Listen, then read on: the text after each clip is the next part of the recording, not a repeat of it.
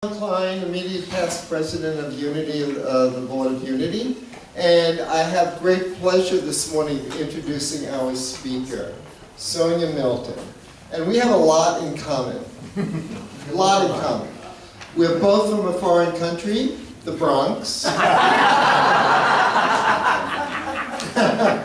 Sonya Milton's Jewish, I'm Jewish, so we share that heritage. And Sonya Milton has great hair. I had great hair, thank you. Both Sonya and the fabulous Hal Milton have a company called Inside Out Unity, and you can check them out online. They're both healers, incredible healers. And I first got to know Sonya when she came here as an interim minister and then became the minister, and I was on the board with her. And she got me hooked on Unity. It's why I've been here, I don't know, 9 years, 8 years, whatever it is. It's because I blame you. But it's a good blame. I love this place. So thank you, thank you, thank you. And Sonya, just the reason I love Sonya, got hooked on her because she's a true healer. And in the Jewish tradition, there's a word called mensch, and it's usually used for men, but Sonya is a mensch. She has incredible integrity, she does what she says, she wants people to do what they say, and she also just radiates love. And that's what drew me to her, and to stay here and be on her board and serve on Unity. So a lot of you know, because you were here during her ministry, a lot of you know her, but some of you may not know some of these things about her.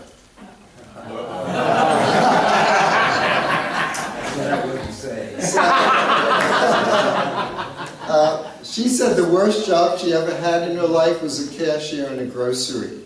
And her first job at the age of 14, she was watching out for shoplifters, potential shoplifters, in an Asian gift shop during the holidays. When asked what was a job she'd never want, she said cleaning stables. And on her to-do list was meditate more, and she helped us do a little of that today, to play more and to dance more. So maybe she'll dance on stage. No pressure, Sonya. And when asked if her life was made into a book, what the title will be, she said, The Long and Winding Road. And part of that is because she loves the Beatles. So I would like us to all show our love to Sonya today by bringing her on stage. Sonya! Sonya! Sonya! Sonya! Sonya! Sonya! Sonya! Sonya! Sonya! Sonya! Sonya! Sonya! Sonya! That's great. Thank you. Thank you. Thank you. You know, the passion is in wanting to be authentic, right? The passion is in finding our own truth, and the joy is in witnessing that with each other. I mean, that's all there is, right? I have a note on my desk that's been there for years. It sort of hangs off of this little shelf, and it says, I teach so I know what I'm thinking. Once upon a time, long ago, twins were conceived in the same womb. Weeks passed, and twins developed, and as their awareness grew, they laughed for joy. Isn't it great we were conceived? Isn't it great to be alive? Together, the twins explored their world, and when they found their mother's cord that gave them life, they sang for joy.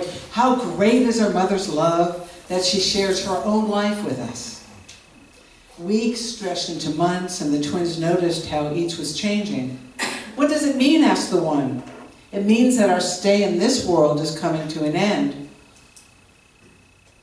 But maybe there's life after birth. But how can there be, responded the one. We'll shed our life cord, and how's life possible without it? Besides, we've seen evidence that others have been here before us, and none of them has returned to tell us if there's life after birth. This is the end. And so the one fell into deep despair, saying, if conception ends in birth, what's the purpose of life in the womb? It's meaningless. Maybe there's not a mother after all. But there has to be, protested the other. How did we get here? How did we remain alive? Have you ever seen our mother? Said the one. Maybe she lives only in our minds. Maybe we made her up because the idea made us feel good. And so the last days in the womb were filled with deep questioning and fear. And finally the moment of birth arrived. And when the twins passed from their world, they opened their eyes and cried for joy, for what they saw surpassed and exceeded their fondest dreams. So, what would be your fondest dream, and what might be in the way of this dream becoming manifest? So we have these wonderful unity principles, and you get these wonderful lessons every week from Reverend Ken and other speakers, and wonderful classes, and just those of you who've been here a while, you really work the work. And what attracted both of us to unity originally was that it didn't demand anything of us, because we'd been involved, coming of age in the times we did, we were involved in lots of things, 2-hour meditations, twice a day, and things that were demanded of us so we could grow spiritually. And all it did was make us tired and get us upset. And so when we found unity, it said, do whatever you want. You could take these teachings all the way to the deepest, mystical, most powerful place inside, and you can read the daily word and have a nice affirmation and go on your way and get some good coffee on Sundays. And so that was very attractive, because it was so inviting to us. And what's so wonderful about unity is it's made up of lots of different things. And so sometimes we need to mix it up a little bit. I know that so many of us go beyond, we start with the affirmations. And then we know we need to live it a little deeper. That just saying it might not be enough. We really have to know that. Another note, because I put notes up on my desk, another one says, prayer is the practice of the presence until we absolutely know it. So that prayer is reminding ourselves over and over and over of that truth, which is, what did you say? That we're it wasn't not guilty. What did you say about the Course? Innocent. I love that. That we're all innocent. That childlike wonder of, coming out of the womb. So, as so many of you, I'm always reading other things and looking at other things and wondering and exploring. And lately I've come up to this Buddhist practice called Shenpa. Anyone familiar with Shenpa? It came about because it was one of those middle of the nights when I wasn't sleeping. You heard me talk about this many times. And I went searching on the internet, which I don't usually do. I try to not have that tablet or that energy at the night. That's not good for us. It sucks the empathy away when you're on that screen too much. You know that, right? You know that. Other people younger than us don't really know that yet. And I found this course with Pema Chodron, and it was on the practice of Shenpa. So this was inspired by that, because I found I was very interested in this. And of course, it's so unity, of course. And she calls it Shenpa. She calls Shenpa the difficult practice, because it's so friggin' hard and uncomfortable. But we're ready for that, right? We are ready for that, and at least to know about it. So the word Shenpa is Tibetan for attachment or hooked, or for getting hooked. And of course we all get set off, especially these last couple of weeks, right? We do get set off. And it's something we really, really like, or something we really, really don't like. It's something we see or smell or taste, and suddenly, she took the last cookie, he took the last parking space, the sauce is too salty, the music is too loud, it's too soft, the hug and kiss is too long, it's too short, the master's message is too boring, too long. And then once we're hooked, the self that we walk around in has been stripped away, and all of a sudden we feel exposed and vulnerable. And that kind of tender place doesn't feel very good, usually. It makes us feel uneasy, and we start to shut down and it's in our gut. I mean, who wants to feel tender and open and vulnerable when it's safer and more familiar to feel on guard and protected and strong? And of course, the value in a community just in this, and especially in the meditation and the classes, we really get this opportunity to show that part of ourselves to each other in a very safe place. But the world usually doesn't elicit that from us, and for many of us, our early formative factors in home life wasn't a safe place for that. For some of us, it was. And those of us blessed to have, partners have found that safe place. And it's something we're always looking for and always wanting. So it's at this point, Pema Chodron says, that the Shenpa storm hits, when we get that hooked. And I equate it to what we in Unity call chemicalization, which is what happens when we have this new awareness, this new opening, this new aha. And then the old voice comes back and says, nah. And there's this commotion. And something really physically, chemically happens to us. Charles Fillmore wrote, because I have to throw a Charles Fillmore quote. Because here, whenever a new spiritual idea is introduced into mind, some negative belief is disturbed. So how many times have you heard you're a child of God, you're beautiful, you're wonderful, you know who you are, you're innocent, and how many times when you hear that you go, yeah, yes but, yes but, yes but, yes but? I heard another teacher this week talk about the monkey mind. And he said the monkey mind, the monkey mind's the one that needs a job. And the job is to watch and count the breath. Just give it that job. Let it do that job. And sometimes we can remember, and that actually happens. And we'll have an opportunity in a little bit with our meditation. So something gets disturbed, we want to disappear. And we look for something to alleviate that shaky feeling. And I guess, I was communicating with Danielle this week about a song, and it's like this power in the pause, this is what I'm doing right now, this is my practice, and I wanted to share it with you, but it's not make everything okay and be wonderful. And sometimes we do that in Unity, and she was sending me these songs about everything's wonderful, and it's like, well, I don't want to do that today.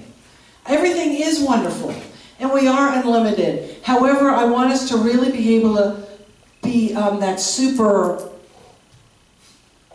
witness and notice what it is we do, and I wanted to bring this practice to you. So we have this uncontrollable urge to run away from what we're feeling, and that short-term Band-Aid usually works for a little while. Thank God. It's that self-soothing that we need sometimes to get us ready. And then, what do? Well, Pema Chodron, of course, shows us a way, and she says instead of closing us off from ourselves, we can engage with more intimacy and more focus and more clarity, those wonderful things. And so I sort of morphed what she taught into these 4 easy steps that aren't easy at all. But it's good to have 4 steps, or 3 steps, or 7 steps. It's better to have an odd number, but today it's 4 steps. So, with that. So the first thing, of course, is we have to know what hooks us, what triggers us. Is it a dent in the car? Is it watching political nonsense? Does that trigger you, though? Does that hook you?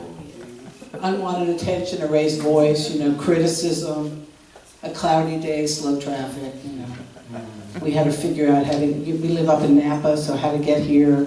Did we have to change I like to do things a certain way. I like to come over the Golden Gate Bridge when I come to Unity San Francisco. But we couldn't do that today because the races are,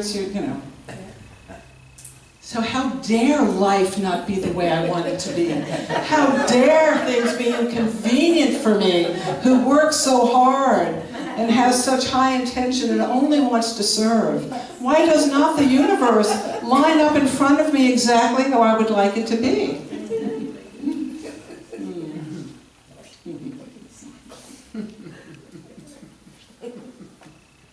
When those feelings come up for me, that Shenpa, for me it's very visceral.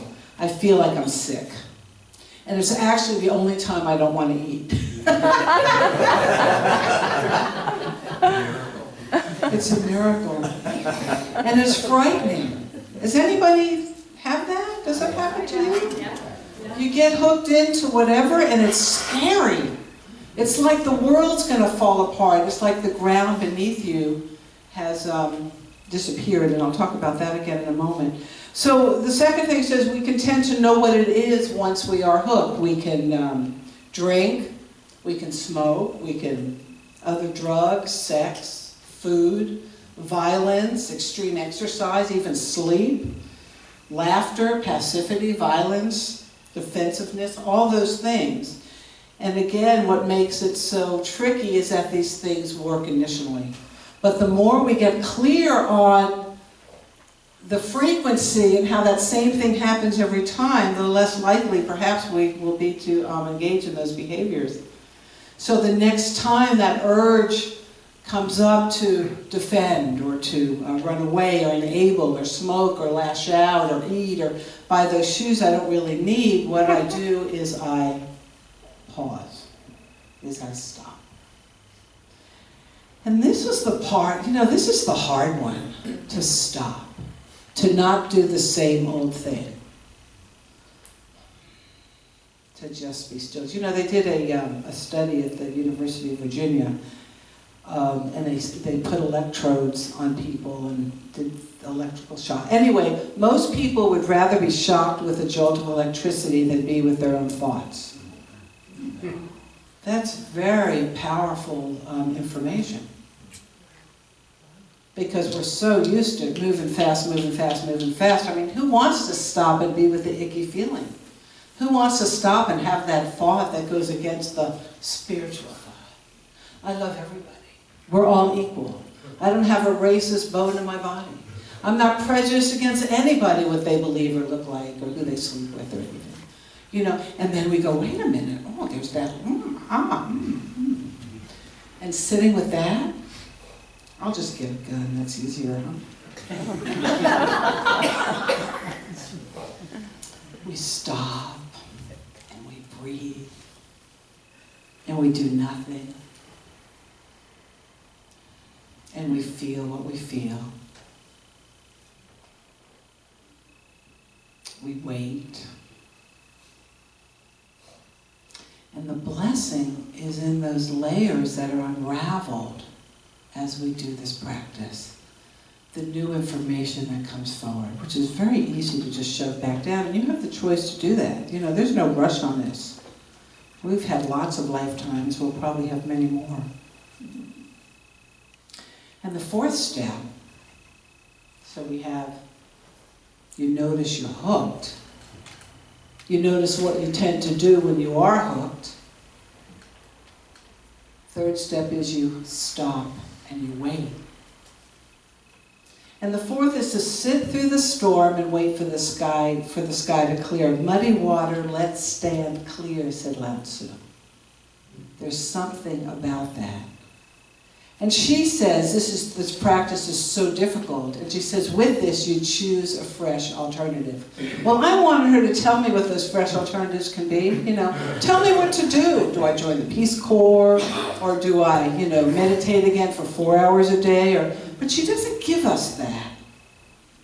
It's about exploring the interruption of the momentum of what our minds do. What I love about Buddhism is that it really is very psychological, and I lean in that direction. And I think it goes really well with unity. The practices really work together. But to interrupt that momentum of crazy, of the crazy things we do so we feel okay. And right now, what's going on in the world, we want to feel okay, because there are some scary scenarios that could be possible.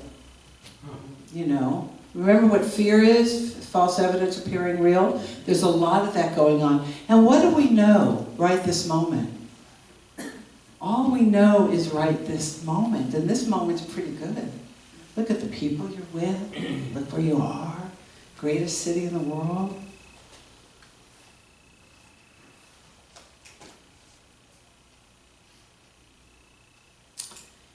She calls this place positive groundlessness.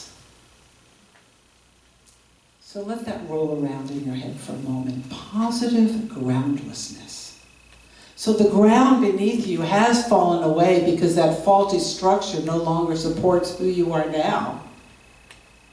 But it's a positive thing because there's going to be something new that rises up. Positive groundlessness. I mean, it's what I used to call living in the tension. There's no bias, there's no preference. So this groundlessness, though, is also, this positive groundlessness is also filled with all those attributes that we talk about God. It's wide open vastness, it's limitlessness, it's extraordinary potential. And so I ask for your reflection, where in your life might you be in avoidance because of habitual discomfort? What's that little thing that just continues to just get you? Something, and it's usually something really mundane, you know, they got in line, or I couldn't get my coffee, or whatever that thing is, but it's that same response. It doesn't really matter where it came from. It's like, what is really going on? And are you willing to practice this power of the pause, or power in the pause, to really notice what's going to come forward? Because what you have here is this amazing community that supports that kind of exploration. I know you'll get to do it in Laura's class. I know you get to do it in the other events and the things that you do here, is to explore that. Do you know how precious that is? Do you know how rare that is? Exactly, Rosie knows. How can this practice assist you in living the rest of your life? You know, rather than experiencing that wonder and delight that the twins experienced when they finally found out that there was life after birth, there is life after this knowing. And that's the most positive thing of all. I think we're beyond that. Everything's wonderful, everything's good, yeah, unity. We're not going to look at the dark side. Well, there's no dark side. It's just everything. Everything is good. Everything is light-filled. And we say in our Unity Vision Statement, a world powerfully transformed through the growing movement of shared spiritual awakening. And you say, we are a vibrant spiritual community, honoring the divine presence in all. The divine presence, you know, is that thing that stirs us up. I had a teacher who used to say, God is good. God is not nice, but God is very good. And that's what you want, right? Nice is something else.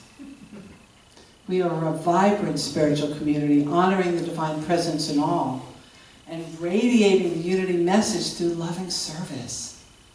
So lovely. Let's go ahead and take this into the silence and into our meditation.